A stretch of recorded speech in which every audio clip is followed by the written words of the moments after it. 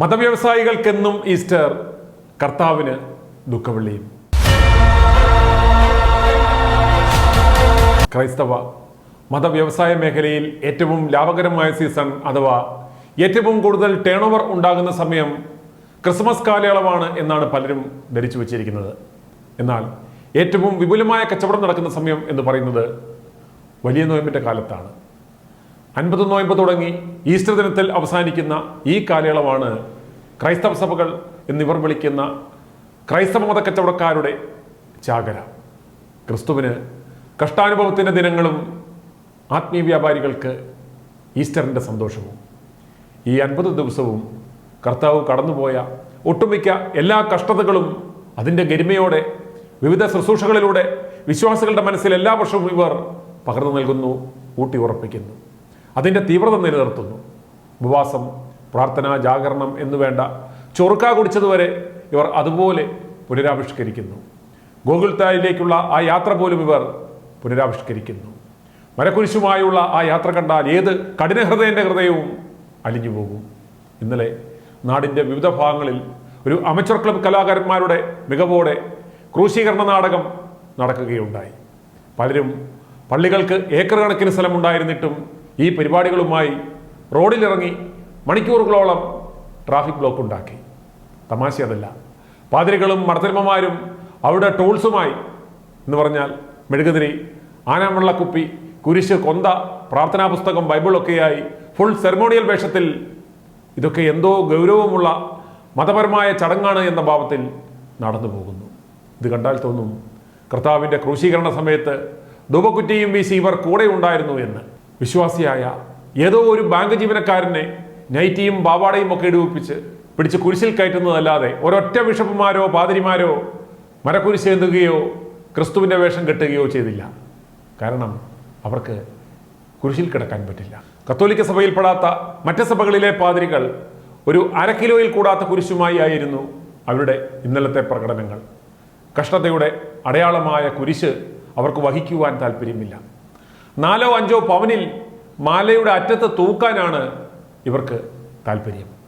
സുറിയാനി പാരമ്പര്യമുള്ള സഭകളിൽ പാതി നോയമ്പാകുമ്പോൾ പള്ളിയുടെ മധ്യഭാഗത്തായി ഒരു ഗോകുൽത്ത സ്ഥാപിക്കും.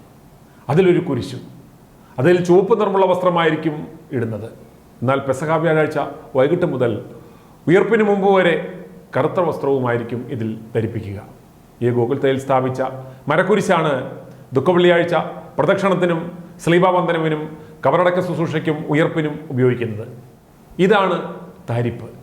നോമ്പ് ദിനത്തിൽ എല്ലാ ദിനവും പള്ളികളിൽ പ്രാർത്ഥനയും ശുശ്രൂഷകളും വെക്കുന്നതിൻ്റെ മുഖ്യ ഉദ്ദേശം കാര്യമായി വിശ്വാസികൾ വന്ന് നേർച്ച കാഴ്ചകൾ നടത്തുന്നതിന് വേണ്ടിയാണ്. പിന്നെ ഈ ദിവസങ്ങളിൽ പള്ളികളിൽ ഈ പണികൾ നടത്തുന്ന പാതിരിമാർക്ക് പള്ളിയുടെ വലിപ്പവും വരുമാനവും അനുസരിച്ച് കിട്ടുന്ന മാസശമ്പളത്തിൻ്റെ 3-4 ഇരട്ടി തുക നോമ്പ് വിടലിന് കൊടുക്കും. അതുപോലെ ഹാശാഴ്ച വിദേശങ്ങളിൽ പോകുന്ന പ്രസംഗ തൊഴിലാളികൾക്ക് ചാകരയാണ്. ഇനി നിങ്ങൾ കാണാൻ പോകുന്നത് ഇന്നലെ പരിമലപ്പള്ളിയിൽ നടന്ന ദുഃഖവെള്ളിയാഴ്ച ശുശ്രൂഷകളോടനുബന്ധിച്ച് നടന്ന ശ്ലീബാവന്ദനവിൻ്റെ ശുശ്രൂഷയാണ്. എത്ര മരക്കുരിശുകളാണ് മുത്തുവാൻ വെച്ചിരിക്കുന്നത് എന്ന് കാണുക. പരിമലപ്പള്ളിയിൽ പള്ളി നിറയെ വലിയ ഭണ്ഡാരങ്ങൾ വെച്ചിരിക്കുന്നതിനാൽ കുരിശിൻ്റെ അടുത്ത് ഏതായാലും പാത്രങ്ങൾ നേർച്ചിടാൻ വെച്ചിട്ടില്ല. ബാക്കി എല്ലാ പള്ളികളിലും കുരിശിൻ്റെ സമീപം വലിയ ബേസനോ ചെരുവമോ വലിയ അണ്ടാവോ പണമിടാനായി വെച്ചിട്ടുണ്ടാകും. ഒരു വർഷത്തിലെ ഏറ്റവും വലിയ നേർച്ച കാണിക്കക്കാശ് വരുന്ന ദിവസം ദുഃഖവെള്ളിയാഴ്ചയാണ്. അതുവരെ പള്ളിയിൽ പോകാത്ത എല്ലാവരും അന്ന് പള്ളിയിൽ പോവും, നേർച്ചയിടും. അതുകൊണ്ടാണ് കർത്താവിനെയും കർത്താവിൻ്റെ ഇടതും വലതുമുള്ള കള്ളന്മാരെയും ക്രൂശിൽ തറച്ചു എന്ന് നാം കേട്ടിട്ടുണ്ട്. ഈ വിശ്വാസികൾ മുത്തുന്നത് കർത്താവിൻ്റെ കുരിശോ അതോ കള്ളന്മാരെ തൂക്കിയ കുരിശോ? കർത്താവിനെ ഉദ്ദേശിച്ചായിരുന്നുവെങ്കിൽ ഒരൊറ്റ കുരിശേ അവിടെ കാണുമായിരുന്നുള്ളൂ. ഇത് സഭയിലെ മറ്റ് കള്ളന്മാരെ പ്രതിയുള്ള കുരിശാണെന്നാണ് ഒരു വയറ്റിപ്പിഴപ്പ് തിയോളജിക്കാരൻ എന്നോട് പറഞ്ഞത്. കാലിത്തൊഴുത്തിൽ പിറന്ന 3 ആണിമേൽ ക്രൂശിൽ തൂക്കപ്പെട്ട ക്രിസ്തുവിൻ്റെ പേരിലല്ലേ ഇന്ന് ഈ കാണുന്ന സഭകളും കോലാഹല കച്ചേരികളുമെല്ലാം ഉണ്ടായത്. ഇന്ന് ഏതൊക്കെ തരത്തിലുള്ള ചവകൾ, ഏതൊക്കെ രൂപത്തിലും ഭാവത്തിലുമുള്ള കൂദാശ, തൊപ്പി, നൈറ്റി, കുർബാന തൊഴിലാളികൾ. വയറ്റിപ്പഴപ്പിനു വേണ്ടിയായിരുന്നു എങ്കിൽ ക്രിസ്തു പോലും ഒരുപക്ഷെ ഇവരോട് ക്ഷമിക്കുമായിരുന്നു. എന്നാൽ ആഡംബരത്തിനു വേണ്ടി, സുഖലോലുപതയ്ക്ക് വേണ്ടി ഈ നസ്രായനെ മൊത്തത്തിൽ ഇവർ വിൽക്കുന്നു, ഹോൾസെയിലായി കച്ചവടമടിക്കുന്നു. കർത്താവിൻ്റെ കഷ്ടാനുഭവ ആഴ്ച പോലും എത്ര സമർത്ഥമായി ഇവർ മാർക്കറ്റ് ചെയ്യുന്നു എന്ന് നോക്കുക. ഇന്നലെ വിവിധ സഭകളുടെ ഇടയന്മാർ എന്ന് പറയുന്ന മോന്മാർ ഇടയലേഖനം എന്ന പേരിൽ പള്ളിയിൽ നിന്ന് പല പല കുത്തിത്തിരിപ്പുകൾ വായിക്കുന്നത് മാധ്യമങ്ങളിലൂടെ നാം കണ്ടു. ദുഃഖവെള്ളിയാഴ്ചയെങ്കിലും ഇവറ്റകൾക്ക് വിഷം വമിപ്പിക്കാതിരുന്നുകൂടെ? അതുകൊണ്ടാണ് പറഞ്ഞത്, മതക്കച്ചവടക്കാർക്കെന്നും ഈസ്റ്റർ, കർത്താവിന് ദുഃഖവെള്ളിയും.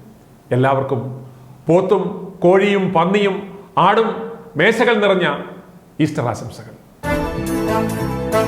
i2i News, an eye for truth.